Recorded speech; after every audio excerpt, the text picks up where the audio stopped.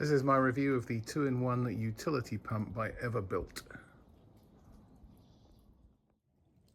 It's an absolutely gorgeous, almost spring day here in Fairbanks, Alaska.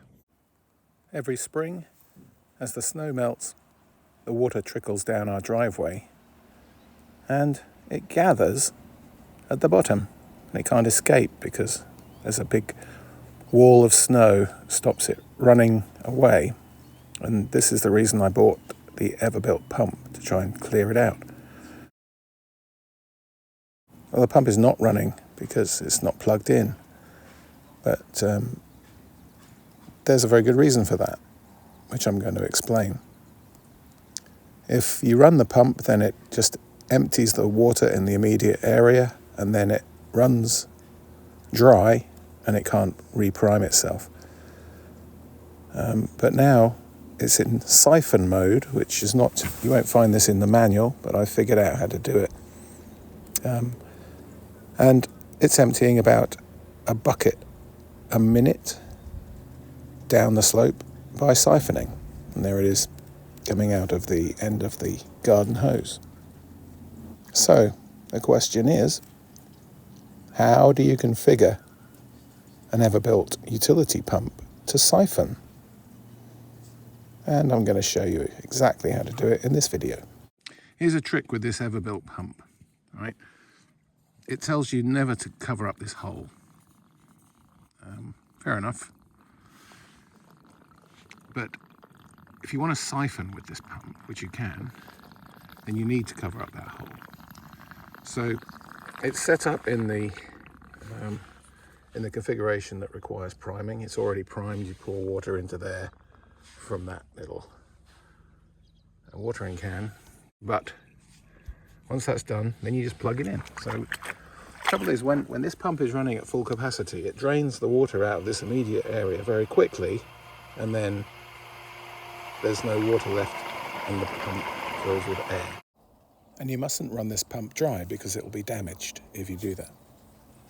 So the question is, how do you get it to drain slowly all day? The answer is as follows. I'll show you. We'll plug it in, and there it goes.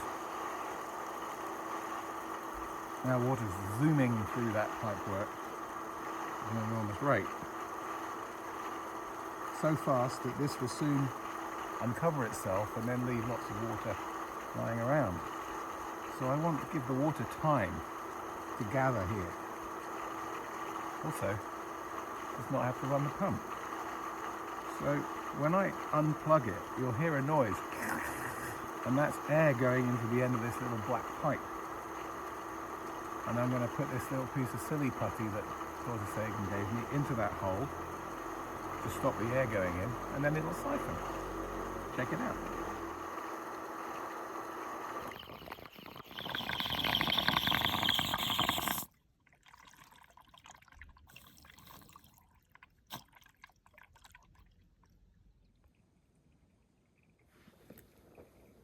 Voila, we are siphoning. Then that gives the water time to gather in this spot and be siphoned away. Magic. The pump works great in utility mode as well and doesn't need priming, so you just dunk the pump into the water as long as there's more than a couple of inches of water, and that's the easiest way to use it. But when you get down to less than an inch of water on the surface, that's when you need to put it in this transfer pump mode, and then it needs to be primed, which is a little bit fiddly, but it's not terrible. But then you'd have to stay with the pump, because if it runs dry, it'll damage the pump. That's where the syphon mode really comes into its own, because I can leave this alone now. When the water's gone, the syphon action just stops, but it's not running the pump dry. So overall, I really like this Everbilt pump. It's not too expensive and does the job.